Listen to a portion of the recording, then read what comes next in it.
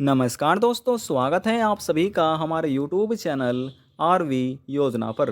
दोस्तों, एक बार फिर आपके लिए एक और नई जानकारी लेकर आपके सामने हाजिर हो चुके हैं। आज की इस वीडियो में हम आपको बताने वाले हैं जिन पेंशन लाभार्थियों की लंबे समय से पेंशन की किस्त रुकी हुई है, उनके बैंक खाते में नहीं आ रही है, तो वे कैसे अपने बैंक खाते में रुकी हुई किस्त प्राप्त कर सकते हैं। कौन सी गलतियों का सुधार उन्हें यहाँ पर करना होगा, चाहे वह वृद्धावस्था पेंशन धारक हो, विधवा महिला पेंशन धारक हो, कुष्ठ अवस्था या दिव्यांग पेंशन धारक हो। आज की यह जानकारी सभी पेंशन लाभार्थियों के लिए है। वीडियो को शुरू करने से पहले हमारा आपसे एक छोटा सा निवेदन है, यदि आप हमारे चैनल पर पहली बार आए हैं तो चैनल को जरूर सब्सक्राइब कर लीजिएगा। साथ ही दोस्तों, बेल आइकन के बटन को प्रेस करना ना भूलें, ताकि जो हमारी वीडियो का नोटिफिकेशन है वह सबसे पहले आपको प्राप्त हो और आप सबसे पहले ही उसका लाभ उठा सके।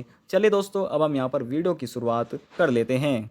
सरकार की तरफ से एक बड़ा अपडेट जारी किया गया है। यह बड़ा अपडेट सभी पेंशन लाभार्थियों के लिए ज़रूरी है, क्योंकि दिव्यांग, विधवा, बुजुर्ग, तलाकशुदा महिला, कुष्ठ अवस्था पेंशन धारक सभी के लिए जुड़ा हुआ है। उनकी पेंशन से जुड़ी हुई ये महत्वपूर्ण जानकारी है। सबसे पहले आपको जानकारी के लिए बता दें कि सरकार ने सभी पेंशन लाभार्थियों के लिए पेंशन का ई-केवाईसी कराना अनिवार्य किया हुआ है। जिन पेंशन लाभार्थियों ने अभी तक अपनी पेंशन का ई-केवाईसी नहीं कराया है, वह जल्द से जल्द करा लीजिए, यदि आप अपनी पेंशन अपने खाते में लेना चाहते हैं तो।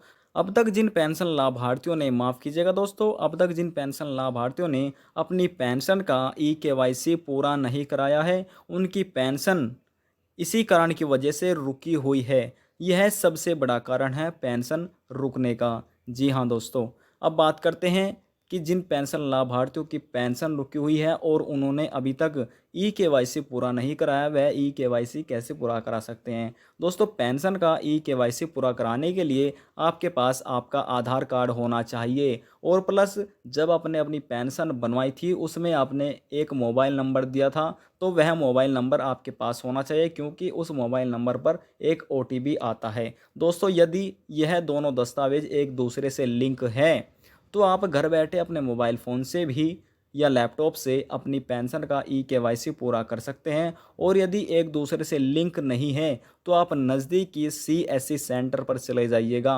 वहां पर जाने के बाद आप अपनी पेंशन का ई-केवाईसी पूरा करा सकते हैं। दोस्तों, सीएससी सेंटर को यहाँ पर हिंदी भाषा में जन सुविधा केंद्र भी बोला जाता है। आप वहाँ जाकर यह कार्य पूरा करा सकते हैं।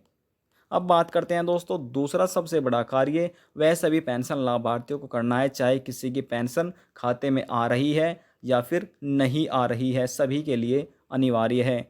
जिस बैंक खाते में पेंशन लाभार्थियों की पेंशन आ रही हो, उस बैंक में जाकर आपको अपना आधार कार्ड, मोबाइल नंबर और पैन कार्ड की छायाप्रति यानी कि फ़ोटोस्टेट जमा करानी होगी। बैंक खाते के लिए लिंक कराना होगा, ताकि सरकार को आपके खाते की जानकारी हो जाए, और सरकार की तरफ से जैसे ही आपके खाते का अप्रूवल दिया जाता है, आपके खाते को मिल जाता है, फिर आपके बैंक खाते में पेंशन का पैसा आना शुरू हो सकता है। जो तीसरा बड़ा कार्य है वह भी आप यहाँ पर समझ लीजिए। यह उन पेंशन लाभार्थियों को करना है जिनकी पेंशन 3 महीने से 4 महीने से 6 महीने से यानी कि जितनी पेंशन रुकी हुई है, तो वह उन सभी पेंशन लाभार्थियों को यह कार्य करना है। ऐसे सभी पेंशन लाभार्थियों को सबसे पहले अपने दस्तावेजों को चेक करना है, जैसे कि आपका आधार कार्ड है, पैन कार्ड है, जाति प्रमाण पत्र है, आय प्रमाण पत्र है, मूल निवास है, बैंक खाते का विवरण, जो आपने बैंक खाते का विवरण दिया हुआ है, अपने बैंक खाते की जांच पड़ताल आपको करनी है। यानी कि आपकी पासबुक में जो आपका नाम पता सही होना चाहिए, और वही पता आपके बैंक खाते में, आपकी पेंशन में और आवेदन फार्म में होना चाहिए। दोस्तों, यह सभी के लिए अनिवार्य है। जैसे आपका तलाकशुदा प्रमाण पत्र है, दिव्यांग प्रमाण पत्र है, विकलांग प्रमाण पत्र है, आप ये गलतियां अपने दस्तावेजों में चेक कर लीजिए। मान लीजिए दोस्तों, जैसे कि आपका नाम यहाँ पर राहुल है, तो राहुल की इंग्लिश में स्पेलिंग होती है RAHUL। और दोस्तों, यहाँ पर अगर इंग्लिश में आपकी जो स्पेलिंग है आवेदन फार्म में या दस्तावेजों में RAHIL हो रही है, तो दोस्तों यहाँ पर सरकार आकर कन्फ्यूज़न हो जाती है। इसी की वजह से सभी पेंशन लाभार्थियों की पेंशन रुकी हुई है। बहुत से ऐसे कई लाखों पेंशन लाभार्थी हैं जिनकी यह गलतियां हो रही है और उनकी पेंशन उनके बैंक खाते में नहीं पहुंच पा रही है।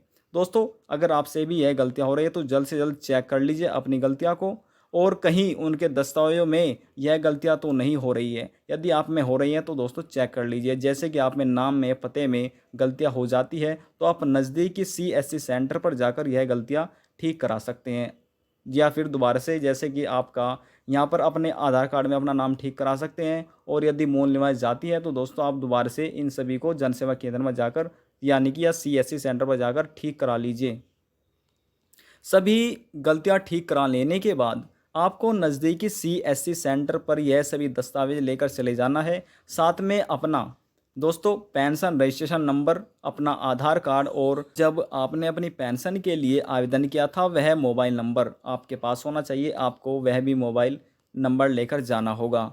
यहाँ पर जो हमने आपको 3 दस्तावेज बताए हैं, आपकी पेंशन का रजिस्ट्रेशन नंबर पहला, और दूसरा है आपका आधार कार्ड, और तीसरा है आपका मोबाइल नंबर। यह तीनों दस्तावेज सबसे पहले आपको इन तीनों दस्तावेज से जन सेवा केंद्र में चेक कराना है कि आपके आवेदन फार्म में क्या गलतियाँ हो रही है। यदि आपके नाम में गलतियाँ पाई जाती है, आपके एड्रेस में या बैंक की जो आपने जानकारी दी है उसमें गलतियाँ हो जाती हैं, तो दोस्तों वहाँ पर सबसे पहले आपको चेक करा लेना होगा। यदि गलती मिल रही है तो वह वहाँ से आप ऑनलाइन ठीक करा लीजिए। कुछ गलतियाँ ठीक हो जाती हैं। और यदि किसी कारणवश गलतियाँ ठीक नहीं हो रही है आपके आवेदन फार्म की, तो सबसे पहले आपको वह पहले वाला जो आपने पहला आवेदन किया था वह रद्द कराना होगा। जैसे ही वह आपका रद्द हो जाता है उसके बाद आपको अपनी पेंशन के लिए दोबारा से री अप्लाई करना होगा। इतना कार्य दोस्तों आपको कर देना होगा। फिर जो आपने आवेदन किया है, पेंशन समाज कल्याण अधिकारी द्वारा आपके आवेदन फार्म को जांच की जाएगी। यदि आपकी जो पेंशन के लिए आपने अपात्र पाए जाते हैं तो आपकी पेंशन बना दी जाएगी।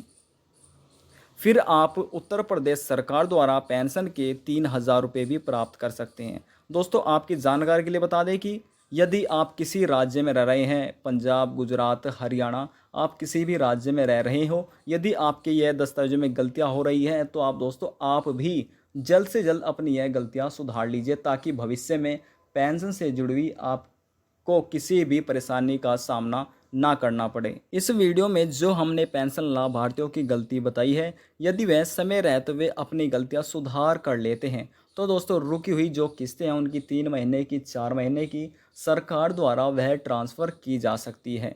यदि जानकारी को लेकर आपके मन में कोई भी सवाल है, कोई भी डाउट है, तो आप नीचे कमेंट बॉक्स में जाकर हमसे पूछ सकते हैं। आपके सभी सवालों का जवाब दे दिया जाएगा।